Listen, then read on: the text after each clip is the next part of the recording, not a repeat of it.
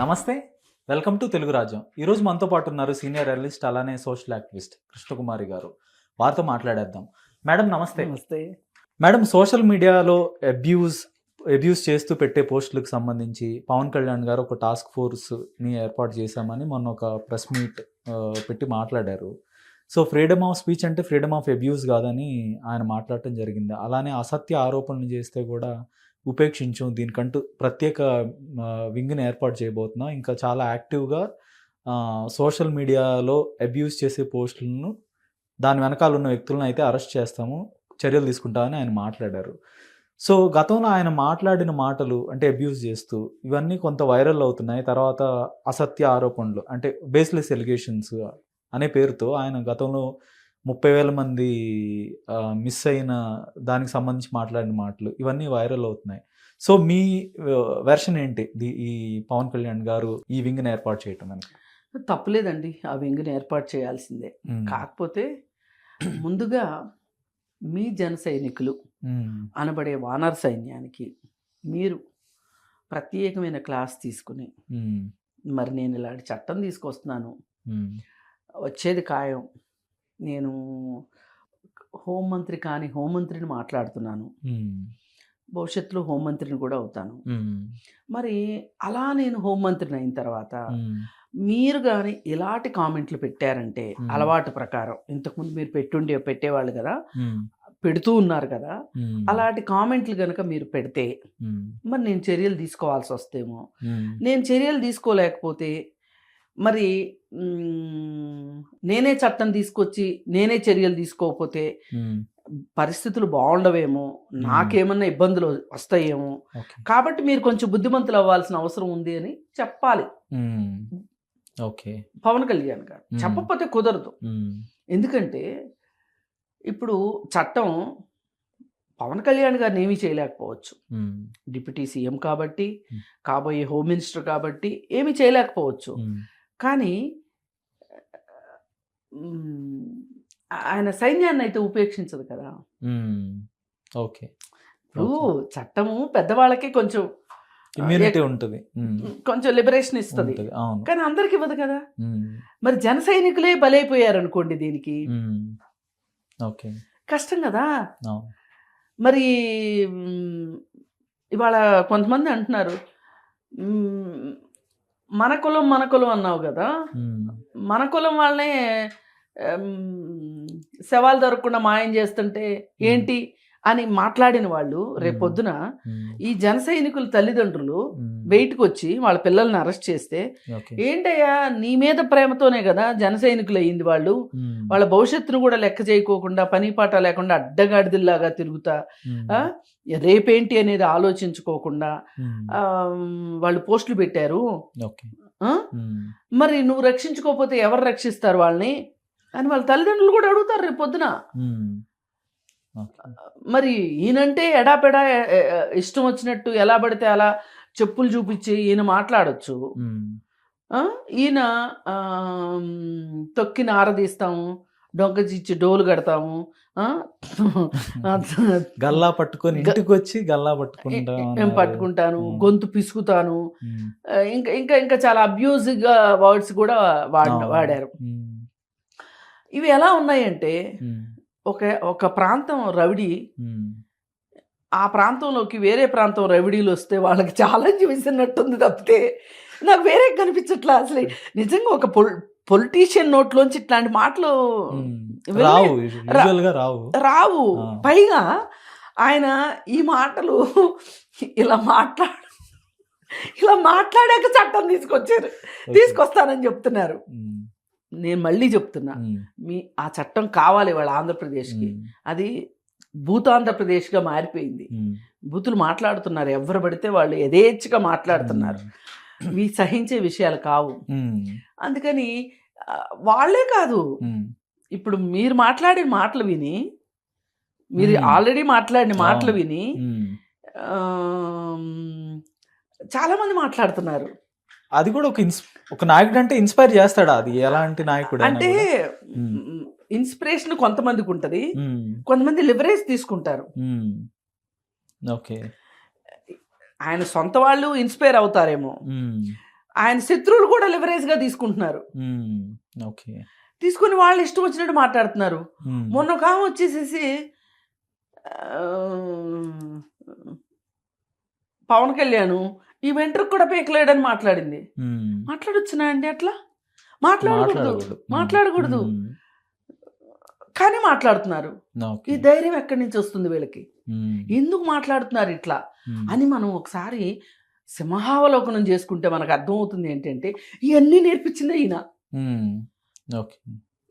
ఇవన్నీ ఇప్పుడు ఏవేవైతే అభ్యంతరకరం అనుకుంటున్నామో ఇందాక నుంచి మనం అవన్నీ మాట్లాడింది పవన్ కళ్యాణే. ఆయన రాజకీయ పార్టీ పెట్టిన దగ్గర నుంచి పైగా పక్క రాజకీయ పార్టీలకి గోతులు తీయడం తప్పులేదండి.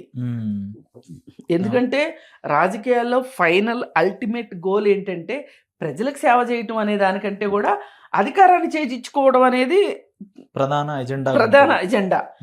అది పక్క పార్టీ వాళ్ళ దగ్గర నుంచి చేజిక్కించుకుంటంలో తప్పులేదు.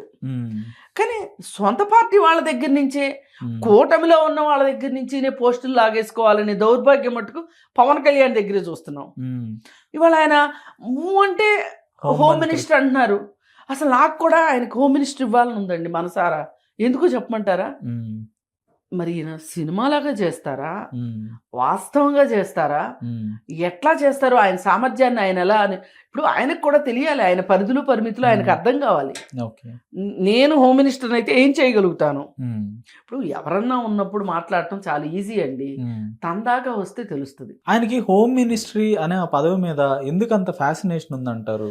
ఆయన ఏమనుకుంటున్నాడంటే సినిమాల్లో ఆయన చేసినట్లు బయట చేయొచ్చు అనుకుంటున్నాడు. హోమ్ మినిస్ట్రీ అంటే పోలీసులకి బాస్ను అనుకుంటున్నాడు ఆయన. పోలీసులకు అసలు నేనే పోలీస్ అయితే ఇట్లా వ్యవహరించినప్పుడు నేనే పోలీస్ బాస్ని అయితే పోలీసులు అందరితో కూడా అట్లా చేయించగలుగుతాను కదా. 3 గుండీలు ఇప్పేసి పోలీస్ స్టేషన్లో కూర్చొని రౌడీలందరినీ కూర్చోబెట్టి అంత్యాక్షరి ఆడించవచ్చు కదా అనుకుంటున్నాడు ఆయన. అవి సినిమా అండి, ఆయనకి అది అర్థం కావట్లా. ఇది చాలా బాధగా ఉంది. ఆయన ఒక్కసారి అదేదో అడుగుతున్నాడు, ఒక్కసారి ఇచ్చి చూడు అంటారు చూడండి, అట్లా ఆయనకి ఇస్తే మంచిదని చూస్తాను నేను కూడా. కాసేపు పాప మంత్రి గారిని పక్కన కూర్చోబెట్టి ఈయనకి ఇస్తే ఈయన ఏం చేస్తాడో చూడాలని ఉంది నాకు. ఆయన సమర్థత లేదంటే ఆయన ఏంటి అనేది ప్రజలకు ఏంటి అనేది తెలుస్తుంది. ఇప్పుడు ఆయన సంబరపడుతున్నాడు కదా. సంబరపడేటప్పుడు అవకాశం ఉన్నప్పుడు పైగా సొంత పార్టీలో వాళ్ళ సొంత కూటమిలో ఉన్న వాళ్ళ పోస్టులు లాక్కోవాలనుకోవటం నిజంగా చాలా తప్పు. సరే, తప్పు ఒప్పు ఆయన కావాలనుకుంటున్నాడు. అదేదో ఇచ్చేస్తే ఒకసారి ఏం చేస్తాడో చూద్దాం. అసలు నిజంగా ఆయన చేతిలో హోమ్ మినిస్ట్రీ లేకనే 30,000 మంది అమ్మాయిల గురించి చెప్పలేకపోతున్నాడేమో. ఇప్పుడు ఆయన ఏం చెప్పారు, నిరాధారమైన ఆరోపణలు అరెస్ట్ చేస్తామంటున్నారు. ఇప్పుడు ఈ 30,000 మంది అమ్మాయిల్ని ఈయన కనిపెట్టలేకపోయాడు అనుకోండి హోమ్ మినిస్ట్రీ ఇచ్చిన తర్వాత కూడా. మరి ఈయన కూడా నిరాధారమైన మాటలు చెప్పినట్టే కదా. మరి దాన్ని అప్పుడు ఈయన మీద కూడా కేసు పెట్టొచ్చా? పెట్టాలి కదా. అందుకని ఇప్పుడు ఎవరైతే మాట్లాడుతున్నారో దయచేసి ఇప్పుడేం మాట్లాడకండి.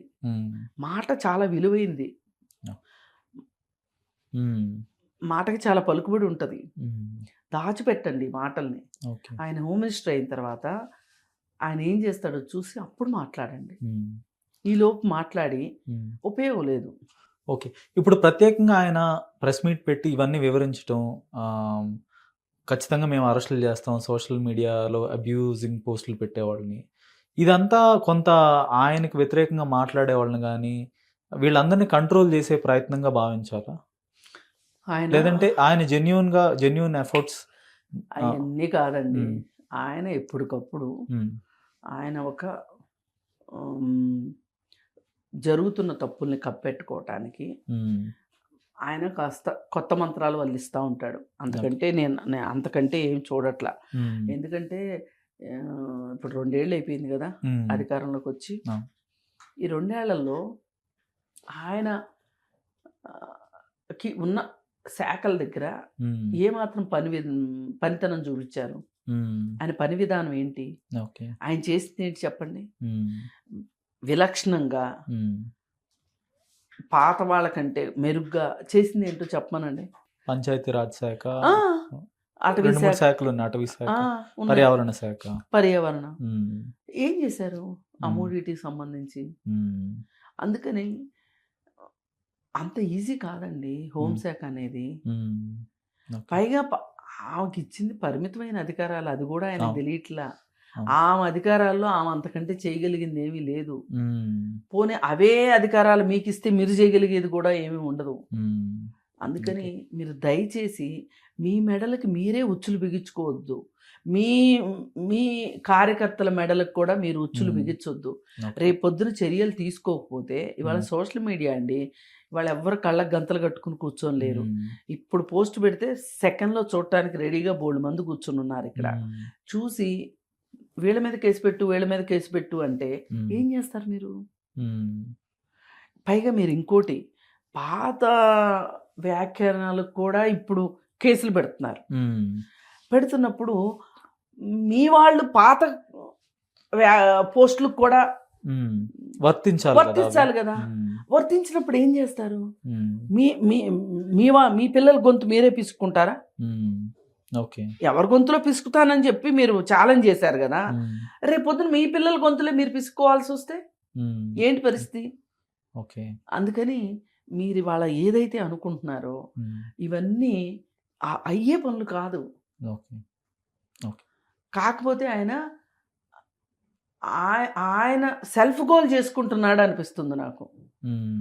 ఇప్పుడు రాజకీయాల్లో హత్యలు ఉండవు, ఆత్మహత్యలే ఉంటాయి అంటారు.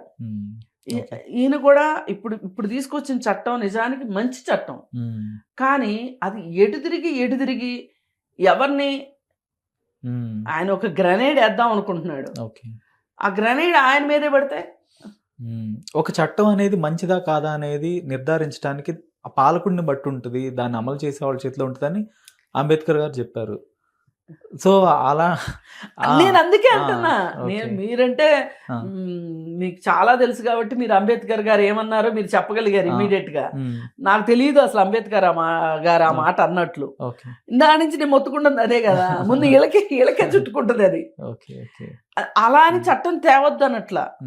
ఎందుకు చెప్తున్నానంటే ముందు మీ వాళ్ళని క్రమశిక్షణలో పెట్టుకోండి. పెట్టుకుంటే మాలాంటి వాళ్ళం రేపు పొద్దున మాట్లాడే అవకాశం ఇవ్వకుండా మీరు పరిపాలన చేద్దరు.